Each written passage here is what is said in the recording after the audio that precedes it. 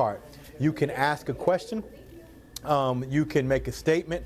We're going to be monitoring that and be able to answer those questions as well as get your statements and hear from you live. So before I get ready to get into it and break this thing all the way down, I want to look over here at the studio audience. Y'all doing okay over here? Y'all got any questions that you want to start off with or any statements you want to start off with? They're smiling. Uh-oh, I look like they got something. Dr. Hill. Yes, ma'am. Yes. First of all, thank you for hosting this. I would like to know why you are running for mayor and why we should vote for you. You know what? That's an excellent question. If you couldn't hear that question live, it was, why the heck am I running for mayor? And why should anyone vote for me, right? That's a good question. I will say this, that if everything was going right and perfect, I wouldn't be running at all. There are some very specific things that I'm seeing are beginning to happen in Arlington, and they are the seeds of things going way the wrong way. Not to be too extreme, but I'm dead serious. I spend time in places around the world. And one of the places I spend time is in third world countries. And so when I see my city beginning to take a turn and doing things that you usually only see done in a third world country, well, I mean, you got to do something, right? So I ran for office maybe 22 years ago, and it was the same thing. Something was wrong, which prompted me to run.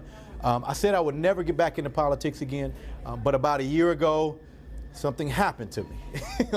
Something happened, and we started putting together the team and said, hey, if this is going to change, then we've got to change it. So let's talk about a few things that are specific. One of the things that I'll tell you about, and you're going to hear me talk about all night, it's not sexy. You probably have never talked about it at the dinner table. And even some of my advisors have been saying, Dwayne, you can't talk about that. Nobody really cares about it. But they care about the effects of it. And let me tell you what I mean by that. Is our city debt. You'll hear me talk a lot about that. Because it's like tripled over the last 5 years. That has impact across the board. You guys are going to bring up some stuff tonight, and I'm going to keep going back to, yeah, that's directly related to the debt. Because whenever you have a city that's beginning to increase in its debt, well, guess who pays for that? All of the people sitting in here. The majority of the tax burden in Arlington does not fall on the businesses. It falls on the citizens. So that means is that if there's debt to pay back, if there is debt service to pay, the majority of that's going to fall on you. Who's been here the longest, in Arlington the longest? Let me see. How long have you been here? You said you just moved here, right? What about you? How long have you been here? 20 years. Okay. Now, do you own a house or anything like that? We're buying our home, yes. You're buying your home. How long have you been in your home? About 12 years. 12 years. Tell me what's happened to your taxes in the past 3 years. They've increased exponentially. Thank you. Why? Because our debt is increased. Now, so here's the thing. People will say, well, that increased because of the value of the home. Well, there's things that cities can do to offset that so that doesn't happen, right? But you've got to be able to say, okay, if I've got all of this over here to make up, where am I going to make that up? And the citizens are paying most of the bill. Now, so what does that mean?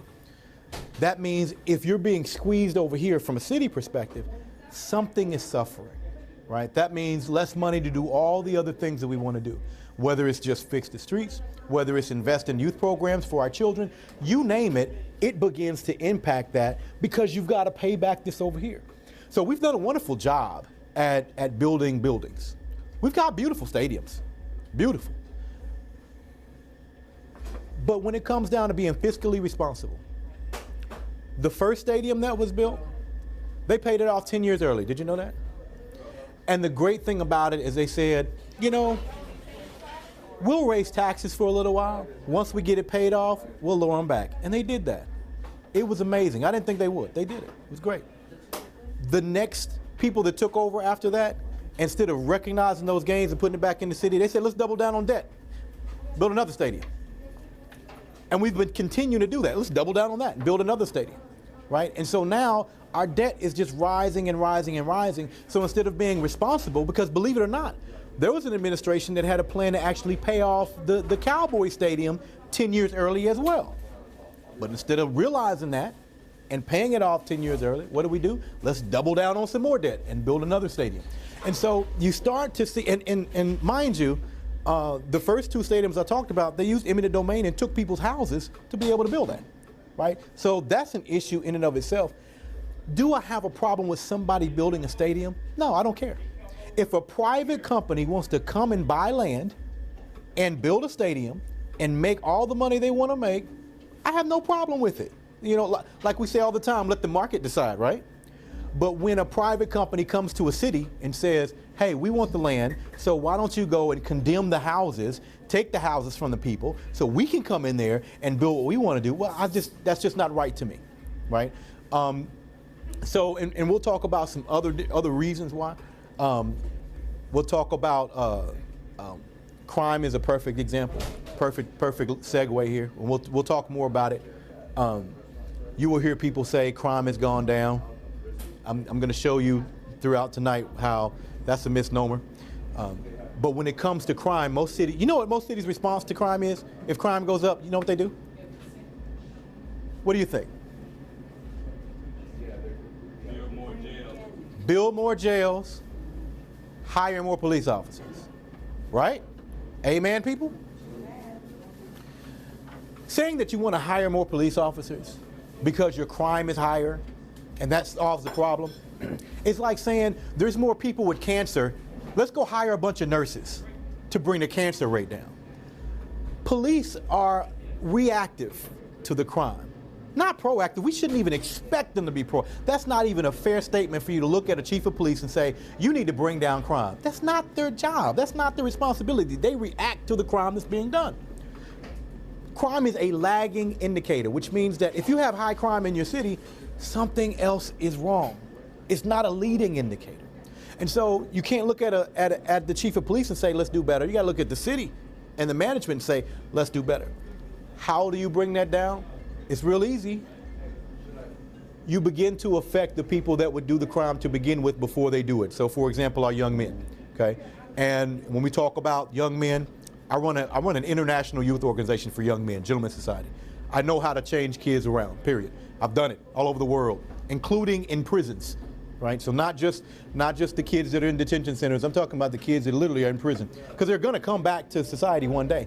Matter of fact, I was the volunteer of the year in youth prisons just last year. So being able to do that and affect that mentality before it becomes crime, that's how we solve the crime issue, right? So why should you vote for me? I have spent time in pretty much all walks of life.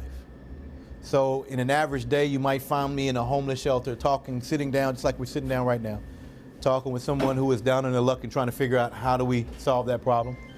Or you might find me on a $30 million yacht, okay?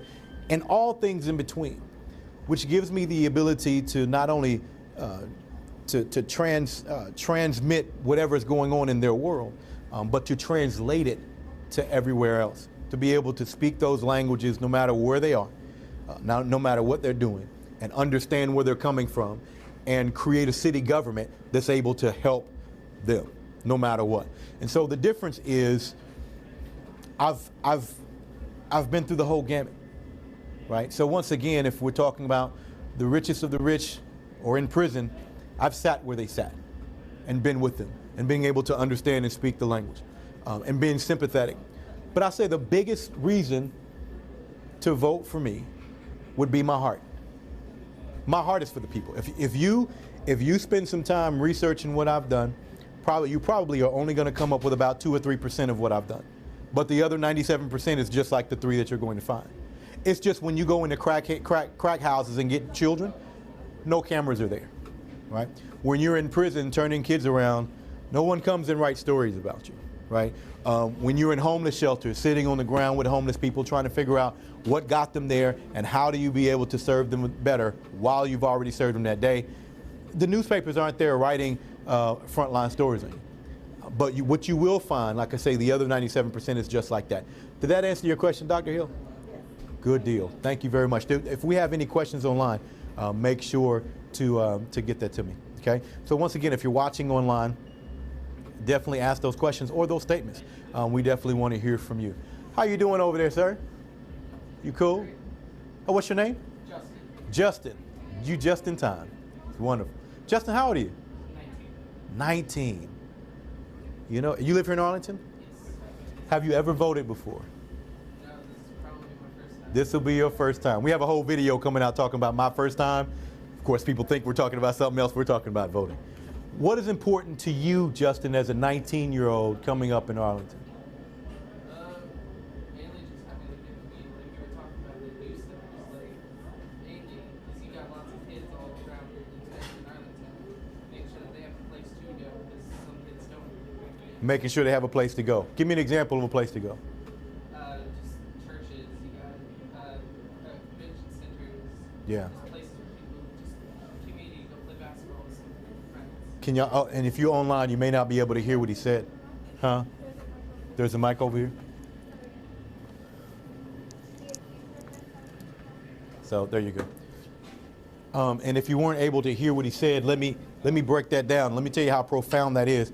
He said kids just need a place to go sometime, whether it's a community center or a church, and you said playing basketball. Let me tell you why that's monumental. And this is a 19-year-old speaking. When I was a kid in the city that I grew up in, not too far from here, I remember when the city shut down our local basketball court. They just decided to build something over it.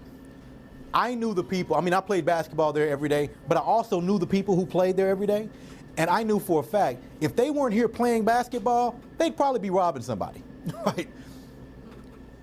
I remember saying, crime is getting ready to go up because now these kids have nothing to do.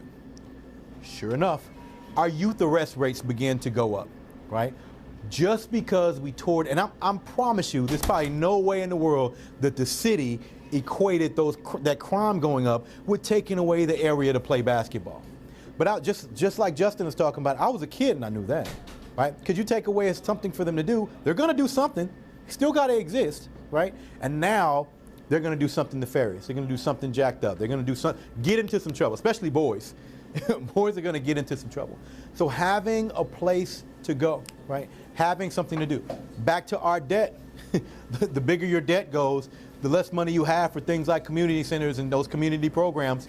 The less money you have to be able to really support and revitalize those areas, right? You have a debt-free city, you don't have those issues and problems, right? All right, who else? Do we have any questions online yet? Okay, y'all make sure to get those questions online. Definitely want to get to know you. Yes, ma'am. Stacy, right? Yes. Okay, Stacy. Okay, so you talked about why we should vote for you. What policies are you wanting to enact, and how are you going to enact those policies to make these changes? Good deal. Her question is, what policies do you want to enact, and how are you going to enact those? And throughout the day, we'll talk about more and more. But let me talk about two different things from a mayor perspective. There are things that you can do from a policy perspective, and there's things that you can do from a partnership perspective, right? Policy is going through and made law. Partnership is you partner with individuals to be able to make the city better, okay? So let's talk about partnership first, then we'll go to policies. How about that? So you'll hear me talk a lot about youth, talk a lot about kids, because that's where my heart is, and it's not just a song. I believe that's our future. You know what I'm saying? Just talking straight off the cuff.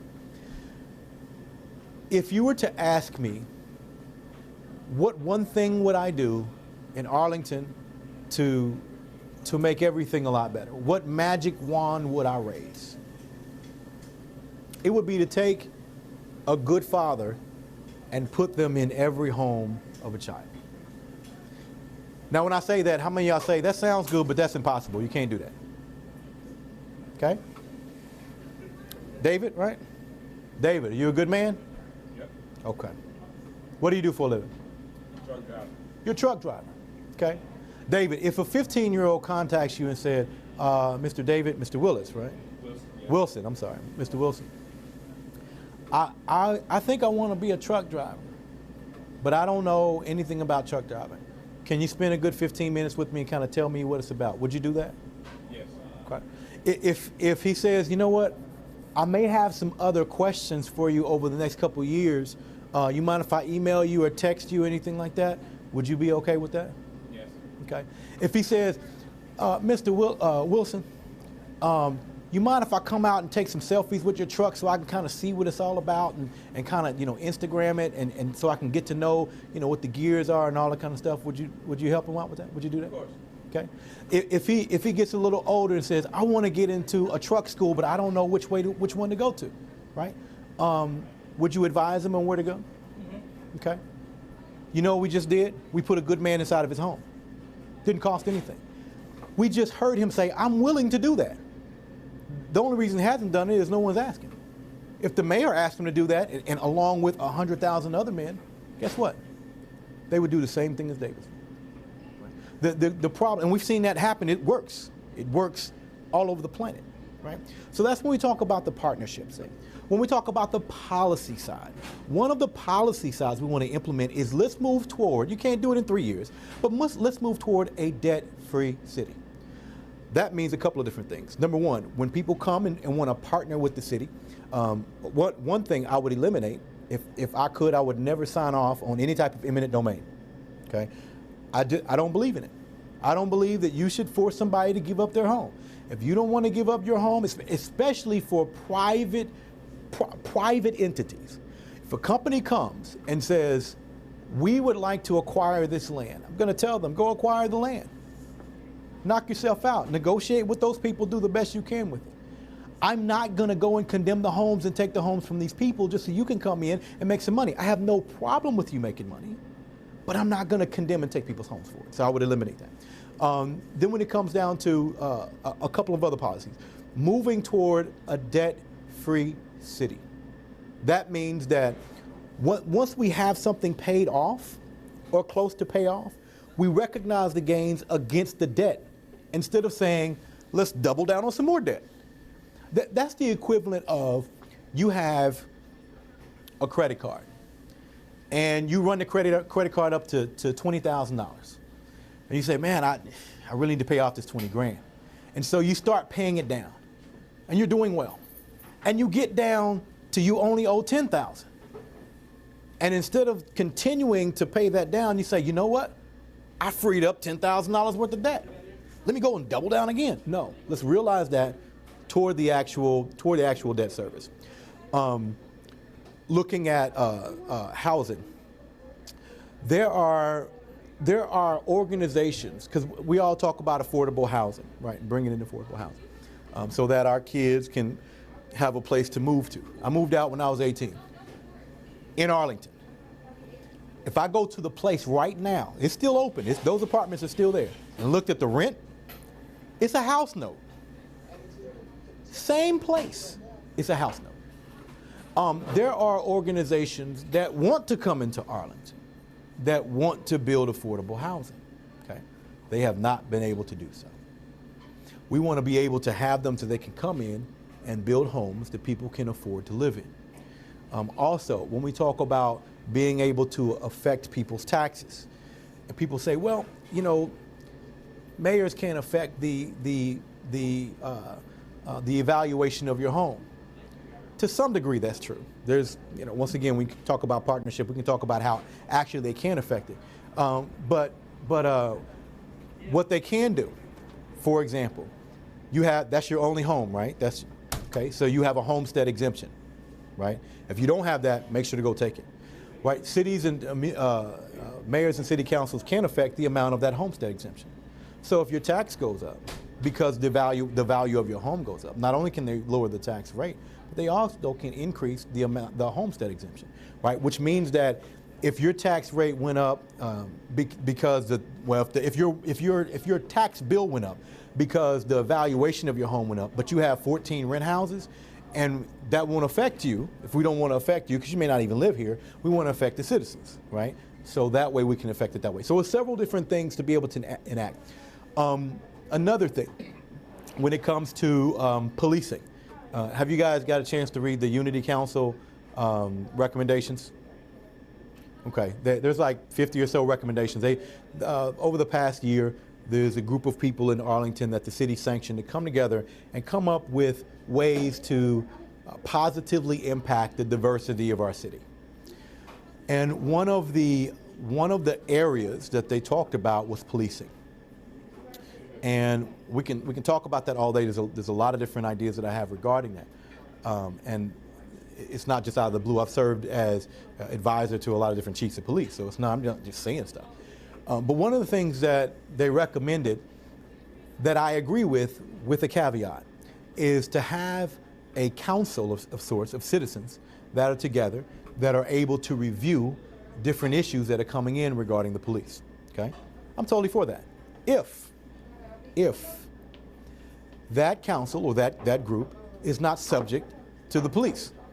In other words, it doesn't fall under the purview of the police. Like, it's not the police's organization. I've served in those councils before. And usually when they're in the area of the police, it sounds good. You can check a box to say that you were on that council, but ask me if anything ever gets done. Right. So when it's outside of that, you have a council that, number one, is aware of the statutes, of the policies and procedures of the police, very important, and then also very in tune with the community. That does a couple of different things. Number one, it has a buffer, right? That buffer is important. Mr. Wilson, let me ask you a question. How long you been a black man in America? 36 years. 36 years. Have you? Where'd you grow up? Chicago. Chicago. Oh, this is good. Have you ever had any issues with the police ever? Multiple times. Okay. I told somebody one time, get a group of black men over 40, and throw a stick. You're gonna hear somebody's had problems with police, right? Now, and we have a few black men in the area. I'm picking on black men right now because I am one, and we got some here, and that's when we look at statistically, that's where the crux of the problem lies, right? So, when you went through whatever you went through, did you feel empowered that you had the tools to rectify the situation, or did you feel powerless that there's nothing I can do and I'm just frustrated? I felt like there was nothing I could do. Felt like nothing. What about you? Powerless, okay? Whenever someone feels powerless, you have a whole community feeling powerless, coupled with fear at some point, the end result is not good, right? So imagine this. Imagine that you're driving, you get pulled over, you get called all outside your name, taken out the car, talked bad to before. Amen. Am I talking to anybody in the house, right? Because this is the part that doesn't get, people say, oh, well, the pullover, this, or you didn't get a ticket, whatever. They talk so bad to you, cuss you out and everything else. And so imagine that after that interaction, you know for a fact you can get on your cell phone and you can call a counselor that says, you know what, I'm standing here at this time. Cop car 572 is here. Pull me over, talk so bad to me. Officer Wilson, you don't have to do it in front of him. But you know you have recourse. You know you have recourse with someone that is going to hear you, take on your issue, and not just file it somewhere. I mean, we get tired of calling the police on the police. That historically, that hasn't worked. Okay, let's just call it what it is. If it did, we wouldn't be sitting here with these statistics. Okay, but a way for you to rectify the situation, right? If you can call somebody that you know they're going to hear it, they're going to document, they're going to bring you over, let's talk about it, and after they take a look at it, like, okay, Officer Smith has got 5 of these this week. We might want to go have a conversation with Officer Smith, right? And have Officer Smith be subject to that. Now, this is for those that are watching and say, well, Dwayne's not about policing. I love police. I love good police, right? Bad police mess it up for everybody. I love good police. It's like having cookie dough with some poop in it. Like, I love cookies, but once you put poop in it, I don't want to mess with none of it, right? And so that's how some people feel about the police. Most of them are good, but it's a little poop. Get the poop out, we'll love all of them, right? When you have an organization that's not, scoot back, okay, an organization that's not subject to the police, but understands the processes and the procedures of the police, then they're able to discern what's coming to me. Is it illegal or is it just wrong? There's a difference. If it's illegal, then we need to take a look at that particular officer. If it's just wrong, then we need to take a look at the process that caused that to happen. Believe it or not, most of the stuff that we go through as black men, being pulled over and whatever happened to us, guess what? The overwhelming majority of it is legal. It's just not right. So we need to start taking a look at that. Now, right now, there's some things that are not captured. Okay? There's nobody to tell when you get cussed out by a cop. Who you telling? There is no metric for that. So there's no feedback loop for it. So what happens? You have a whole community of frustrated men. I was talking to a police officer one time. He said, well, Dwayne, but I'm a nice guy. I'm a nice cop, you know, so they shouldn't be treating me like this. I said, do you think you're going to erase? I said, imagine growing up in that state for 18 years. 18. Imagine a woman being beat by her husband for 18 years. Every time he raises his hand, it's to hit her. And then one day he raises his hand to hug her, she's going to flinch. You're dealing with a whole community that's flinching. So we need to put some safeguards around that to be able to say, here's a feedback loop. So a community can begin to heal and feel like they've been heard. Does that make sense? Right? So different policies, you know, like that. And once again, the partnerships are going to be even more impactful than the policies, because you can enact that real easy.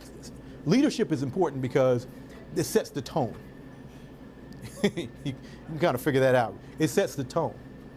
Good leadership sets the tone. Bad leadership sets the tone. Whether you're a good leader or bad, people will believe you. People believed Hitler. Hitler didn't take over. Yes, ma'am. Yes, what would your first 100 days look like? It's real easy. My first 100 days will be a lot of listening. I would go to every single department and listen. I've listened to them as a civilian. Then I would listen to them differently as a mayor. So when I talk about the police, I'd spend a couple of days at the police academy. I'd spend more time riding along just to be able to see. Like I've done it, but I mean, just more time just to see kind of what they do. People respond to you a little differently when you're the mayor. And I mean all the way down to seeing exactly how Parks and Rec works, seeing it from the inside, seeing how streets get repaired and not repaired, because there seems to be a disconnect there. Because of my background, I have an IT background, and in process improvement and in business intelligence, I'm able to look at processes very quickly and figure out breakdowns and figure out ways to be able to smooth that. I've got a manhole in front of my house that's uncovered, and it's been uncovered for 3 years.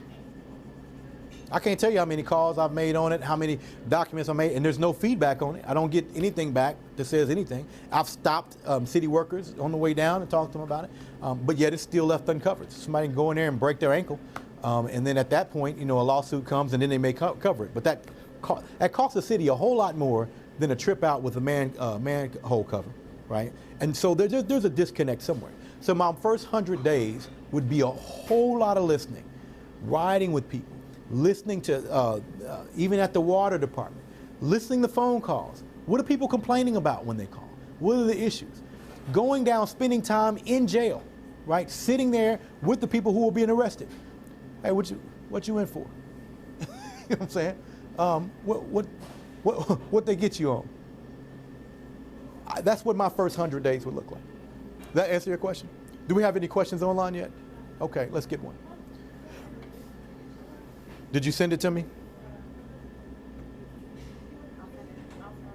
Okay. While she's sending that, any questions over here? I did have a question. Yes, sir. About maybe some of the stuff that's taught in school as far as like trying to prepare kids for life after school. You talked about the trucking program earlier, and I don't believe that there's anything that teaches a kid, rather than to go to college, there's nothing to teach them if they don't have the academics or the financial capability to go to college. Then it's just like, that's it. Right. So you're talking about what other people would deem to be alternative education. Yes. Which I don't call alternative education. I just call it education, right? And you're absolutely right that the general consensus is you've got to go to college to be successful. What our young folks are seeing now that are 25, I just got through talking to a 26-year-old. And she was like, you know, basically, I think I've been sold some wolf tickets. They said, I got to go to college, I got to check these boxes, all to get out of college with a whole lot of debt, to go get a job I could have got without even going to college.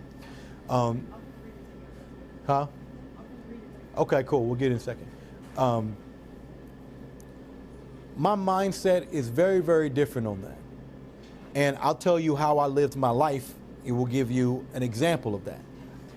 When I went to college, I literally, every single counselor that I had, because they kept trying to put me on a degree plan. I said, I don't want to be on a degree plan. They said, why don't you want to be on a degree plan? I said, I don't plan on getting a degree. I'm here for knowledge and education. I'm not here for a degree. I don't plan on working for anybody else. So I need the information. They were like, oh, that doesn't make sense. I said, you saying that makes me not respect your degree then, if you're not here for knowledge and education.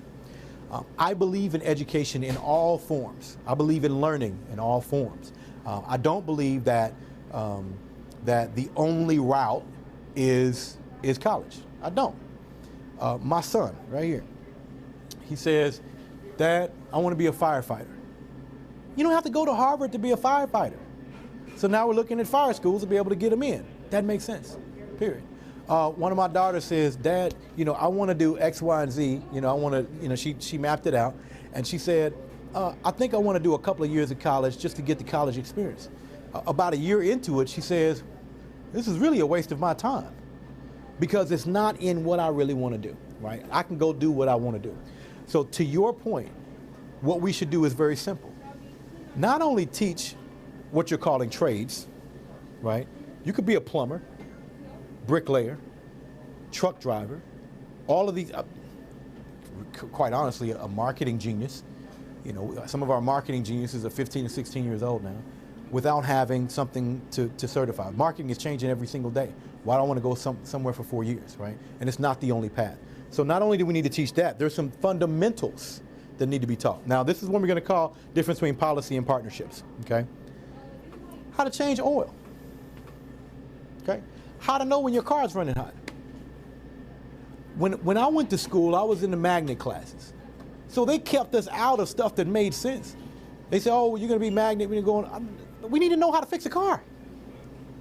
I tore up a nice car because I didn't know when it ran hot, you should stop. But this is when we come in partnerships, right? So we don't have to change the entire school curriculum. We can partner with organizations that already teach this, right? To have them work hand in hand, because sometimes trying to change a whole school system is like, trying to turn around the Titanic. But we can partner with organizations, and there are organizations that already do this.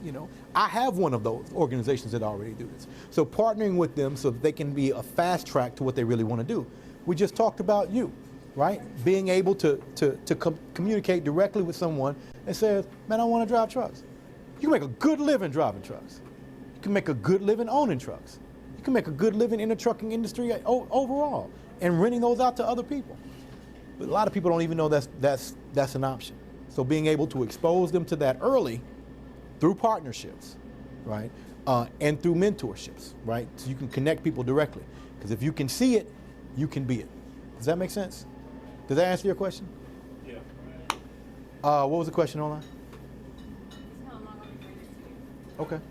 It says, hello, my name is Jarletha McDonald. I'm very excited about Arlington's upcoming elections.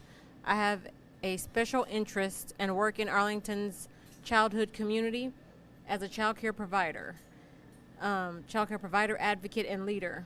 I want to know, how would your office support the child care community in Arlington? We care for and educate Arlington's young children. We make it possible for parents to work. We are also a small business as well. So if you couldn't hear her, she's talking about she's in the child care industry. And what should we do to help support the child care industry? That industry is very close to my heart. My own mother did in-house child care. And so you got a chance to really see firsthand what that looks like. Now, she did an awesome job. I've never seen anybody do as good a job as she did, because literally she would take paid vacations. She would take paid days off. And she had it set up just like a regular company. And she would tell her parents, you get paid days off, right? You get paid days. So those were days they had to find somewhere else to take their children. And so as far as supporting them, I mean, like I said, it's near and dear to my heart because my mom was one. I think that whenever she was doing it, I'm gonna tell you what was big on my mind is, let's write a book, let's do some education, because I've seen so many other child care providers that were struggling, and she literally had a waiting list out the door. There were women who were pregnant who were on the waiting list, right, because of how she provided that service. Whenever you talk about small business, a lot of times people go into small business because they have a heart for something. You know, I own several businesses, and so I get it. You have a heart for something. You can cook, you're good with kids, and you go into business doing that. But that doesn't mean that you spent 10 years studying business, or that you had a business coach, or that you went to a particular business school that got you ready for small business.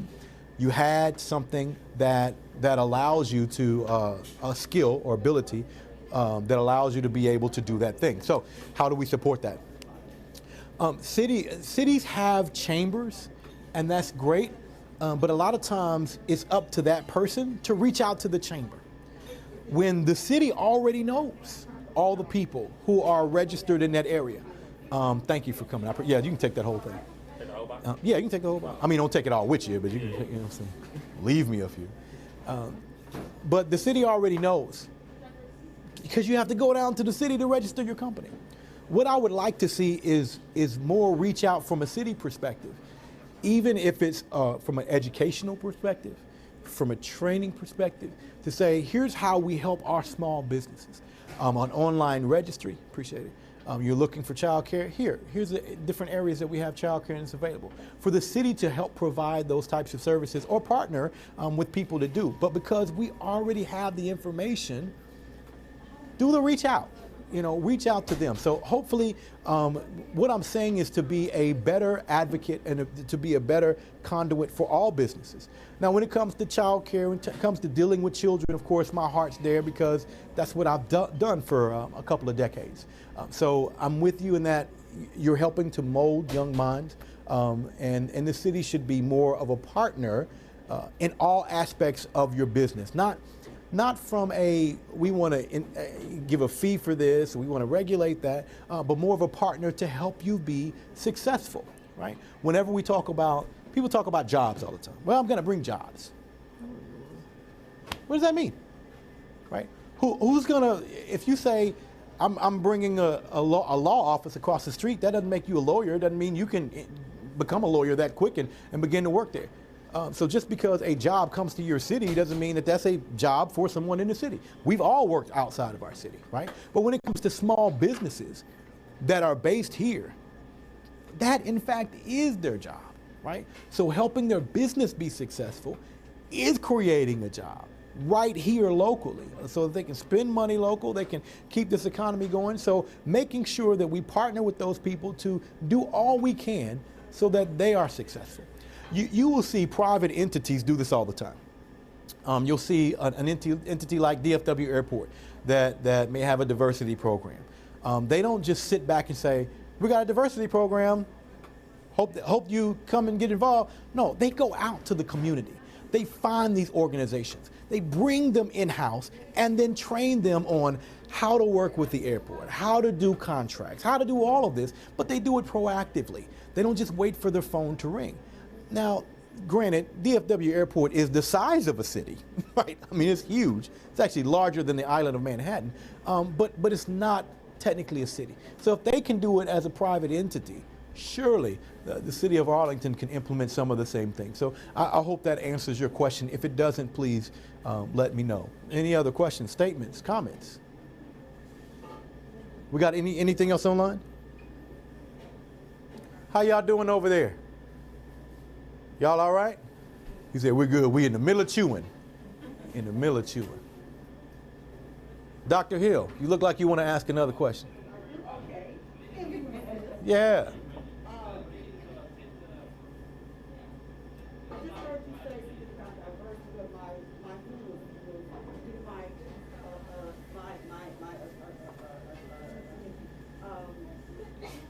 what are some things that you would like to do or see, or that you would like the community to be more involved in to promote diversity? Dr. Hill's question was, what can we do to promote diversity in Arlington? And there's two different sides of that. One is the economic side, one is the social side, okay?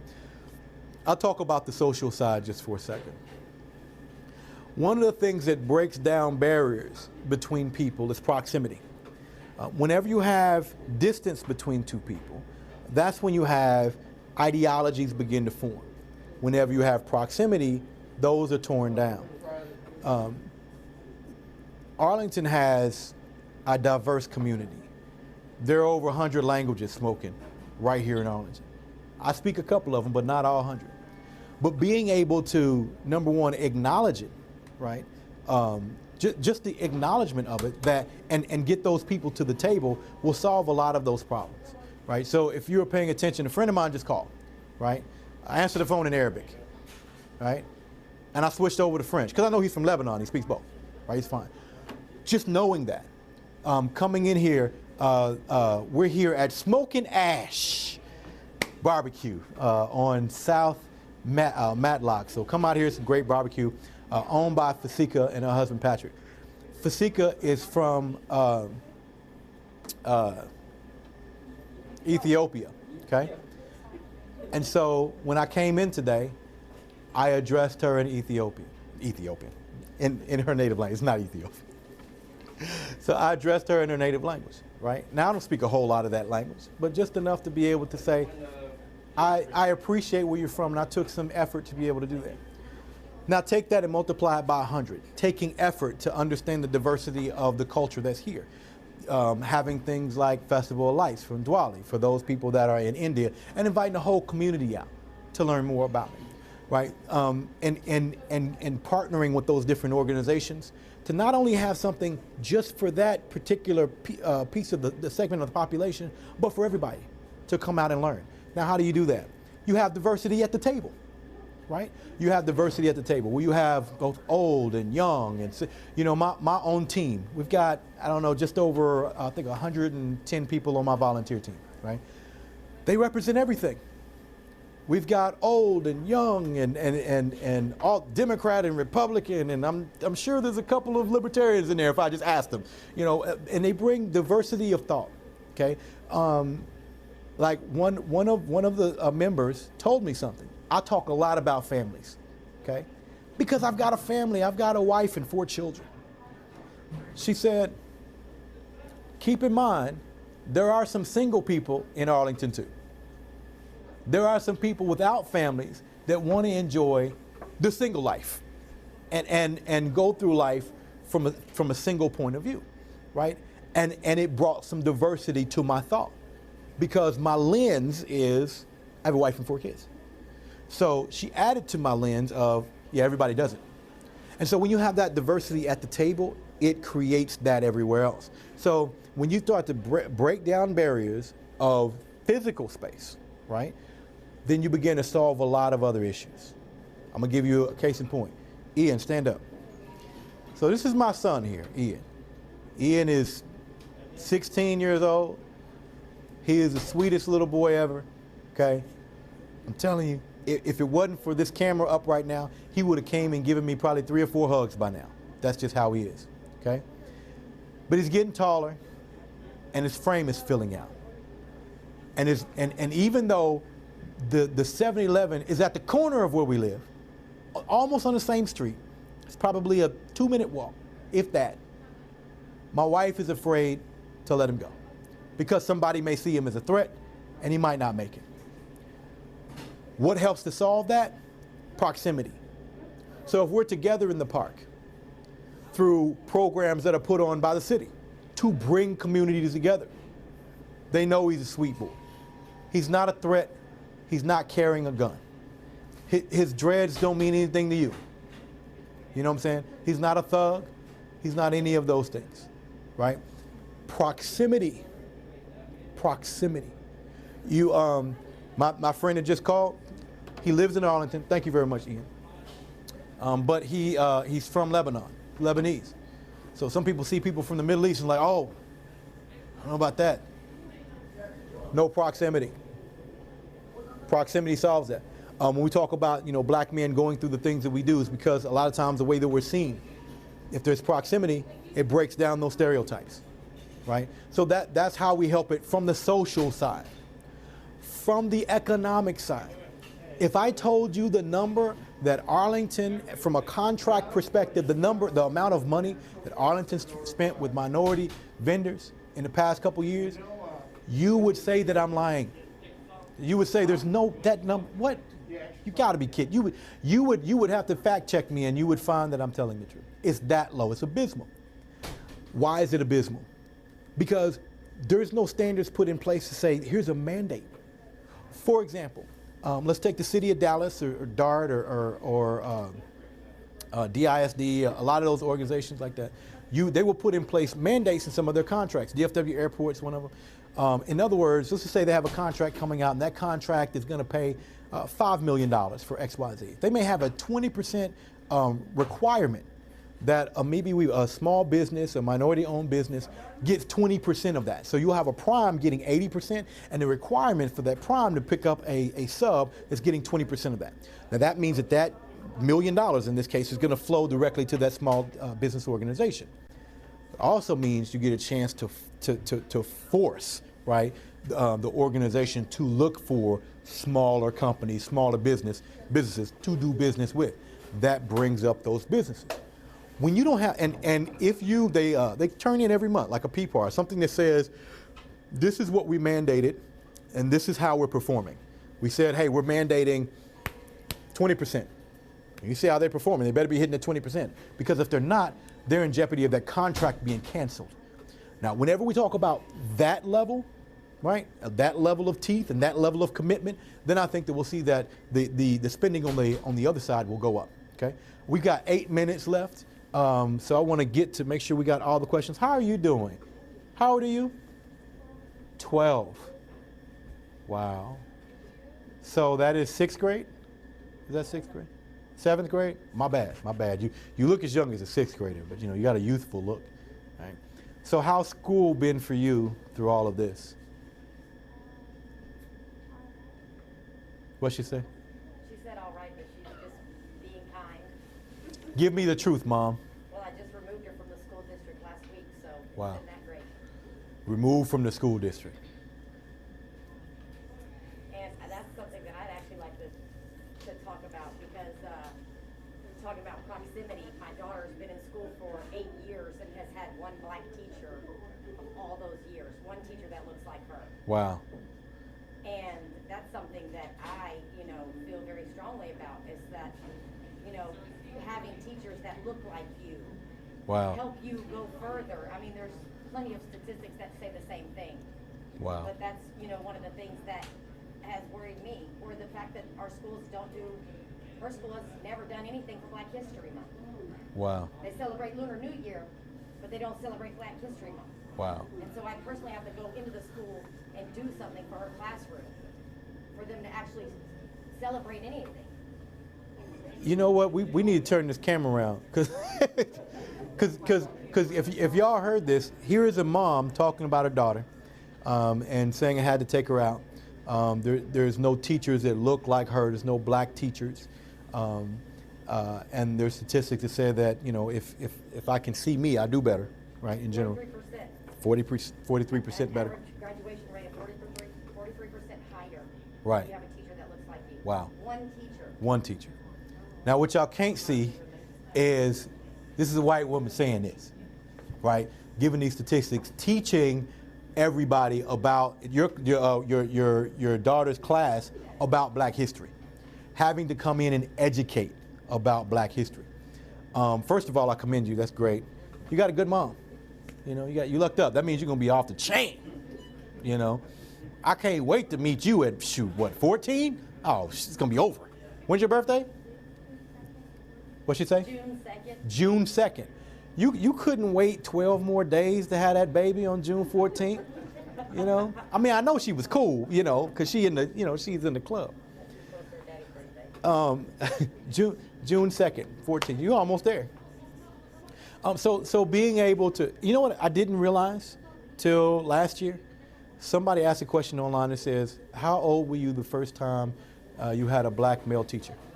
And I was like, and they said, other than a coach or a band, other than coach or band, how old were you? And I'm like, never. And I never thought about it. I was like, I never had that. Amazing.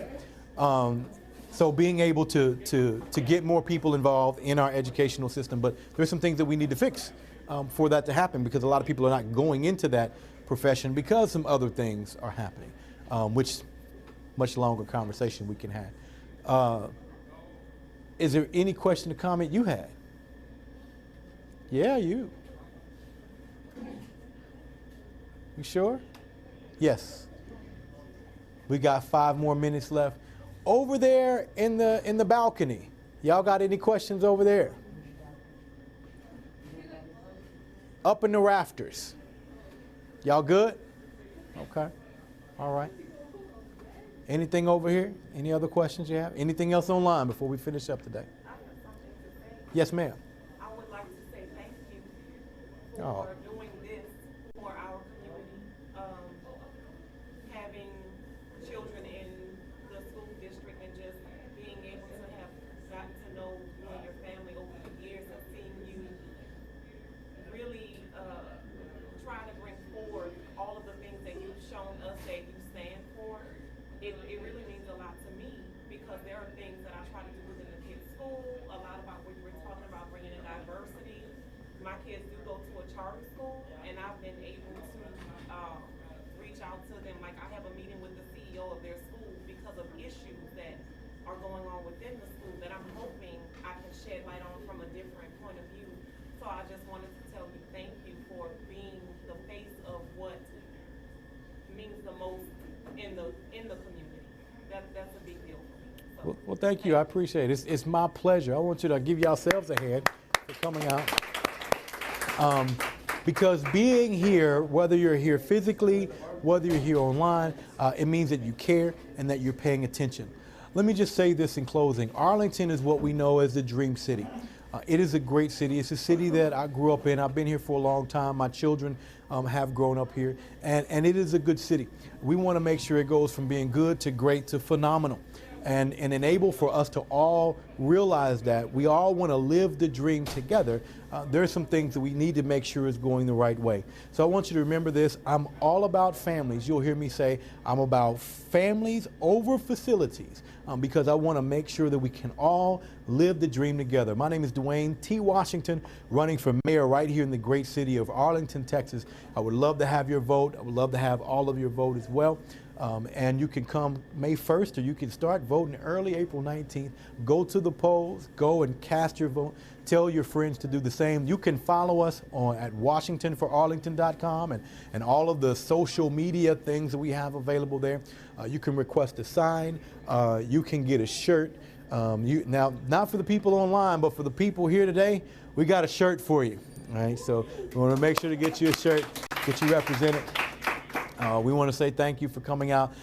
Thanks to Fasika and Patrick at